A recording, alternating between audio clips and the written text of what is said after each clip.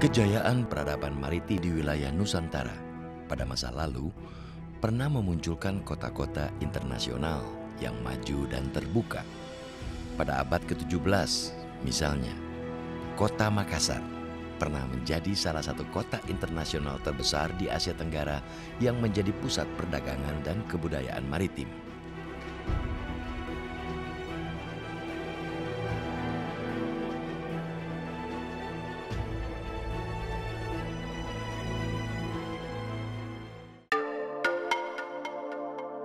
Kota Makassar yang pernah menjadi pusat peradaban maritim di wilayah timur Nusantara merupakan salah satu kota tertua di Nusantara.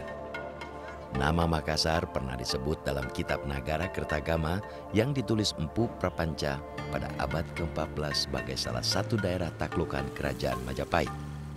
Pada akhir abad ke-15, seiring meredupnya kekuasaan Majapahit, Makassar masuk dalam kekuasaan kerajaan kembar Goa dan Talo.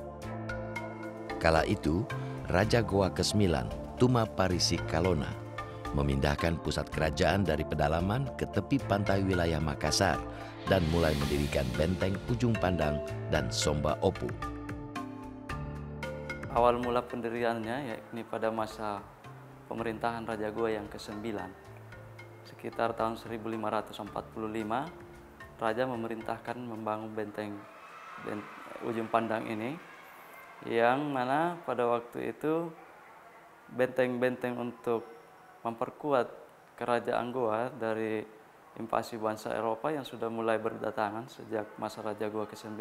Benteng Ujung Pandang ini untuk melindungi ibu kota kerajaan Goa, yaitu benteng Somba Opu sebagai kota raja. Luas benteng ini ada 2 kilo.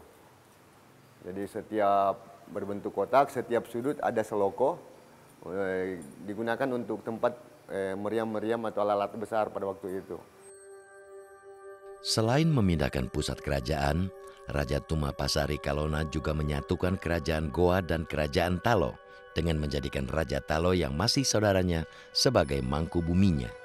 Seiring perpindahan pusat kerajaan ke wilayah Makassar, kerajaan Goa bertransformasi dari kerajaan agraris menjadi kerajaan maritim dan kerap disebut sebagai Kerajaan Makassar. Pada awal abad ke-16, setelah kedatangan penyiar Islam dari Sumatera bernama Dato' Ribandang, Makassar berubah menjadi kerajaan Islam. Sultan Alauddin yang berkuasa dari tahun 1591 sampai 1628 Masehi menjadi Raja Makassar pertama yang memeluk agama Islam. Di bawah kekuasaan Sultan Alauddin ini, Makassar mulai tumbuh dan berkembang menjadi kerajaan maritim. Ketika Goa menjadikan Islam sebagai landasan ideologi, ya. Jadi kalau kita mau melihat salah satu kekuatan suatu kerajaan itu karena mempunyai suatu kekuatan ideologi, ya. Kekuatan ideologinya itu karena Goa menjadikan Islam sebagai pusat perkembangan Islam dan itu hampir menyebar, ya, ke seluruh Indonesia Timur, bahkan di Kalimantan dan sebagian di Sumatera. Ya, jadi perdagangan itu bisa kuat kalau di backup oleh suatu ideologi. Pada masa kekuasaan Sultan Alauddin, teknologi pelayaran dan pembuatan kapal jenis pinisi mulai dikembangkan. Kapal-kapal pinisi Makassar saat itu mampu mengarungi wilayah Laut Nusantara dan bahkan sampai ke India dan China. Makassar menjadi salah satu kerajaan yang berpola maritim yang menjadi mediator, ya, pedagang-pedagang Arab dan pedagang-pedagang Portugis, ya, di mana Goa merupakan suatu kerajaan maritim yang mempunyai teknologi pelayaran dan perkapalan yang sangat kuat. Jadi mengapa Goa bisa muncul? Karena teknologi pelayarannya itu yang sudah sangat tinggi, di mana waktu itu Goa sudah memiliki suatu pusat pembuatan galangan kapal, yaitu di Talo. Karena posisinya yang strategis, Makassar berperan sentral dalam terbentuknya jalur perdagangan di wilayah Nusantara, serta menjadi pusat perdagangan di kawasan timur Nusantara. Pada masa ini, Makassar juga berkembang sebagai kota internasional yang ramai dikunjungi para pedagang dari Asia dan Eropa. Kalau membayangkan Makassar ya, 400 tahun lalu itu kota yang luar biasa. Dari segi ukuran misalnya, penduduknya itu sekitar 150.000 pada saat itu. Itu berarti sama besarnya seperti kota Seoul di Korea atau Amsterdam di Belanda. Ya. Jadi sebetulnya ini kota internasional. Ya. Dan di samping ukurannya yang cukup besar, juga soal jumlah kapal yang singgah itu juga cukup banyak.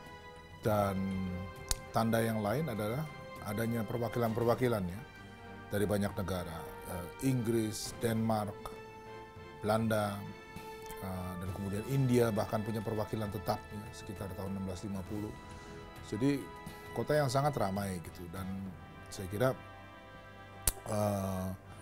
bandingannya kalau di Asia itu, kalau di Indonesia sendiri, di Nusantara itu mungkin cuma Banten dan Aceh ya, pada waktu yang sama gitu. Karena pentingnya posisi dan kedudukan Makassar sebagai pusat jalur perdagangan Nusantara, Raja-Raja Makassar menerapkan kebijakan perdagangan yang terbuka, bebas, dan ketat. Kebijakan ini tidak hanya membuat Makassar menjadi pusat perdagangan di wilayah Nusantara, namun juga memicu perkembangan ilmu pengetahuan dan kebudayaan masyarakat di wilayah itu. Pedagang-pedagang asing itu lebih senang membeli barang atau membeli rempah di Makassar ketimbang dia harus ke Ternate dan harus ke Maluku, karena seringkali harga barang di Makassar itu jauh lebih murah.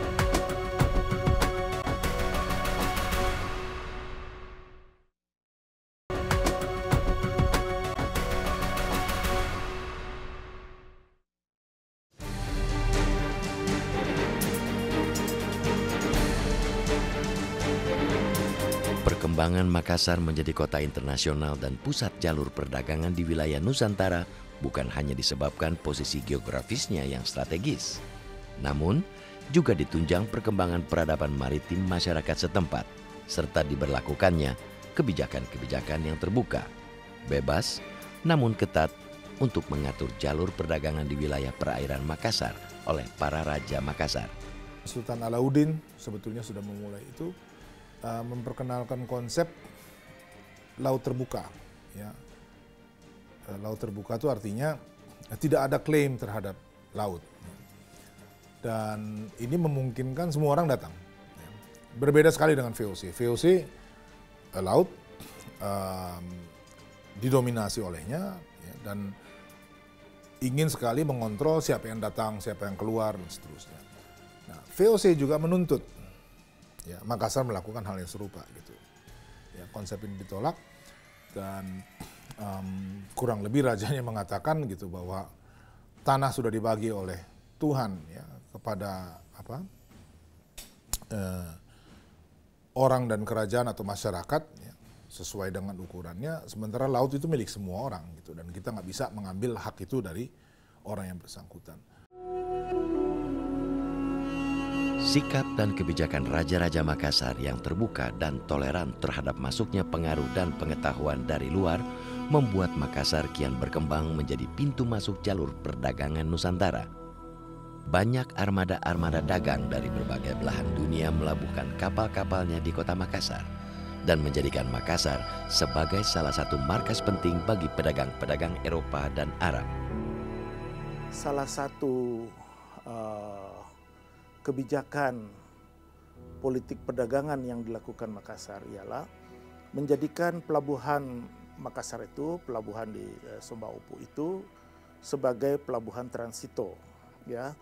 Dan di pelabuhan itulah, di Makassar itulah ditumpuk atau dikumpul barang-barang dagangan yang ada dari Indonesia Timur, terutama rempah dan segala macam, sehingga pedagang-pedagang asing itu lebih senang membeli barang atau membeli rempah di Makassar ketimbang dia harus ke Ternate dan harus ke Maluku, karena seringkali harga barang di Makassar itu jauh lebih murah. Masuknya pedagang-pedagang Arab dan Eropa ke Makassar tidak hanya memicu perkembangan pengetahuan dan penguasaan teknologi dalam bidang kemaritiman, namun juga berpengaruh luas dalam perkembangan ilmu-ilmu pengetahuan lain dan kebudayaan di wilayah ini. Hikayat Muhammad ya itu diterjemahkan dalam bahasa Makassar. Di samping itu juga naskah-naskah lontar yang terjemahan dari buku-buku teknologi, panduan penggunaan senjata meriam ya yang diimpor dari Turki ya yang dibawa oleh Portugis. Itu buku panduannya dalam bahasa Makassar ya maupun juga di dalam bahasa Bugis. Buku-buku teknik penggunaan meriam. Juga naskah-naskah yang menyangkut mengenai astronomi, astrologi, sifat-sifat gelombang ya. Juga perubahan musim. Salah satu ikon kemajuan ilmu pengetahuan di Makassar kala itu ditunjukkan lewat figur Karaeng Patinggalawang, Raja Talo ke-8 yang merangkap pabicara buta atau mangkubumi kerajaan Goa semasa kekuasaan Sultan Muhammad Said. Dalam catatan sejarah, Patinggalawang dilukiskan sebagai bangsawan modernis yang menguasai sains, politik, dan hukum tata negara. Ia juga bisa berkomunikasi dalam berbagai bahasa asing seperti Belanda, Inggris, Spanyol, Arab, dan Latin. Sosok yang sangat menarik karena boleh dibilang mewakili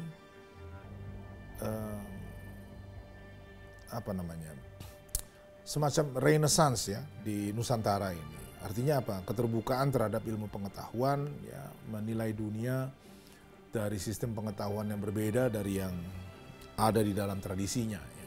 Ketertarikannya pada ilmu bumi, matematika, dan sains lah, ya, sains modern itu juga untuk zaman dan wilayahnya itu juga luar biasa. Potret kemajuan peradaban maritim di Makassar pada saat itu juga ditunjukkan dengan diterapkannya hukum perdagangan Ade Aloping Bicarana Pabahie dan diadopsinya sejumlah hukum perdagangan Islam. Undang-undang pelayaran yang dikerjakan oleh Makassar sebenarnya tidak terlepas dari satu undang-undang pelayaran yang berlaku di hampir seluruh kawasan. Ketika Malaka jatuh itu, Malaka mewariskan satu kanun mengenai pelayaran perdagangan. Nah, kanun pelayaran perdagangan Malaka itu sudah dipakai oleh pusat-pusat perdagangan Nusantara ketika itu. Sikap terbuka kerajaan Makassar terhadap pengaruh dunia luar tidak bisa dilepaskan dari kebijaksanaan raja-raja Makassar saat itu, terutama Sultan Alauddin. Setelah Sultan Alauddin wafat, takhta kerajaan Makassar dipegang Sultan Muhammad Said dari tahun 1638 hingga 1653 Masehi. Sepeninggal Sultan Muhammad Said, tampuk kekuasaan diteruskan Sultan Hasanuddin. Pada masa kekuasaan Sultan Hasanuddin inilah kerajaan Makassar yang tengah mencapai puncak kejayaannya terlibat konflik terbuka dengan VOC Belanda yang sangat bernafsu memonopoli jalur perdagangan di wilayah Nusantara. Alasan utama VOC ingin menguasai tidak bisa dengan cara-cara damai, maka digunakan kekerasan gitu.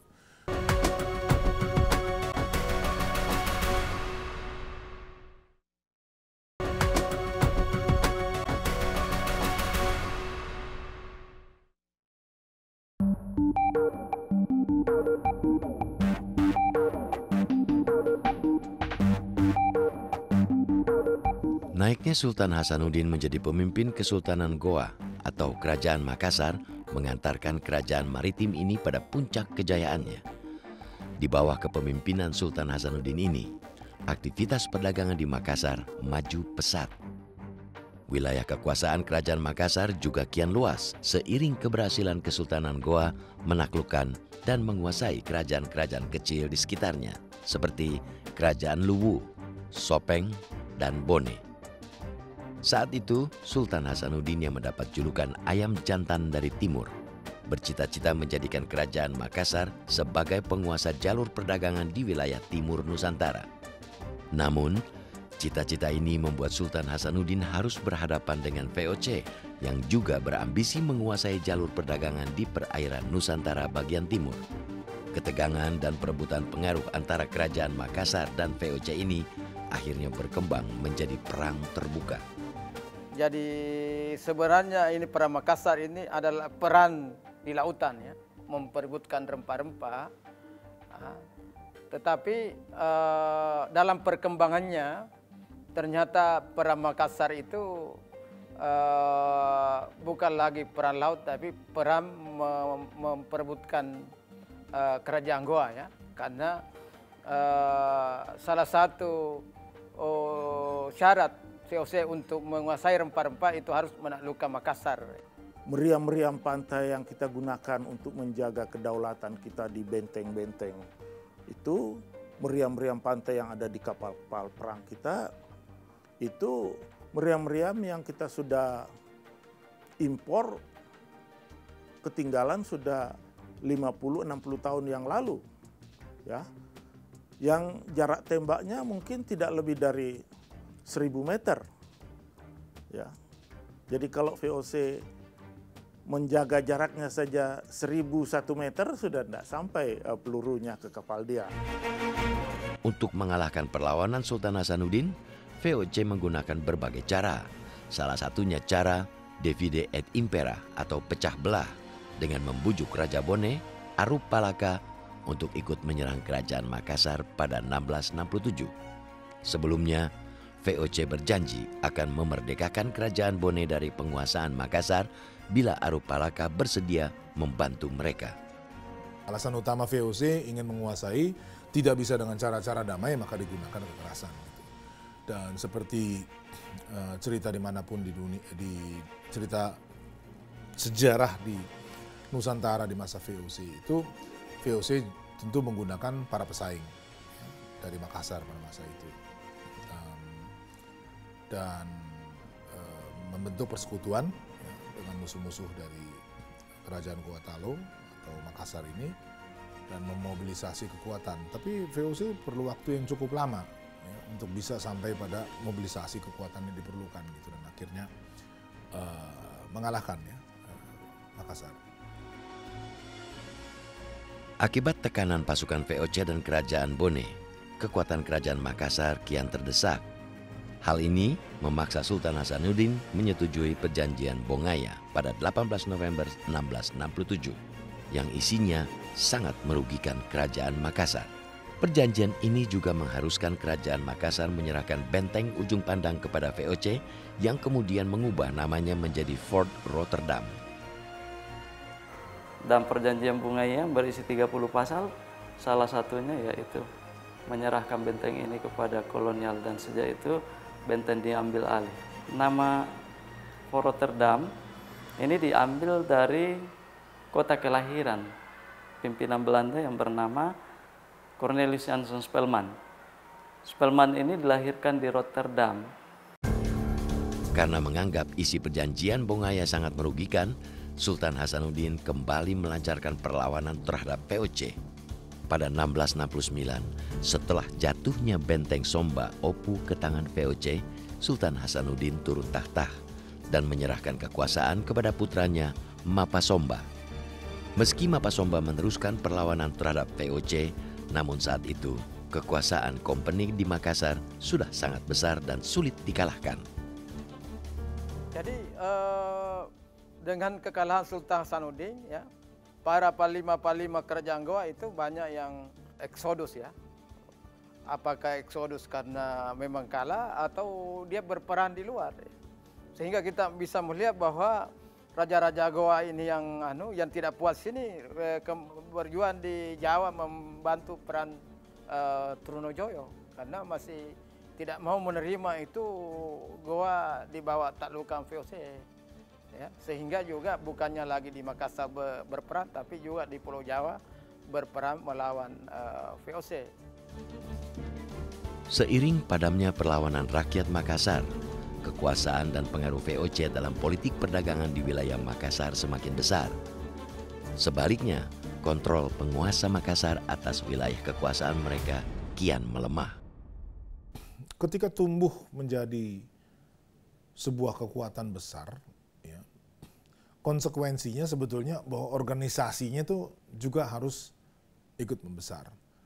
Dan dari segi itu, Makassar berhadapan dengan persoalan yang laten di Nusantara gitu, menghadapi pesaing. Ya. Pesaingnya dari Bone terlibat dalam perang. Ya. Di wilayah Sulawesi Selatan sendiri ada banyak perang internal yang harus dilakukan untuk menaklukkan kerajaan-kerajaan sekitar. Di masa awal ketika masih proses konsolidasi itu dilakukan cukup sukses, tapi ketika harus mempertahankan diri, ya, mengurus perdagangan di satu sisi, menghadapi ancaman VOC maupun kekuatan Eropa yang lainnya, dan perang internal, itu kekuatannya tidak cukup. Ya. Dan sebab utama ya, dari krisis yang kemudian menuju pada kekalahan itu adalah itu, ya, ketidakmampuan untuk mentransformasi menjadi satu kekuatan yang mampu menangani soal-soal seperti yang tadi saya sebutkan secara simultan. Surutnya kekuasaan Kerajaan Makassar membuat pamor kota Makassar sebagai pusat perdagangan kian meredup. Bersama kemunduran ini, kisah dan jejak kejayaan peradaban maritim di wilayah itu tinggal menyisakan kenangan. Kenangan yang semestinya bisa memompa semangat untuk bangkit, memperjuangkan masa depan dengan bercermin dari kejayaan dan kegagalan di masa lalu.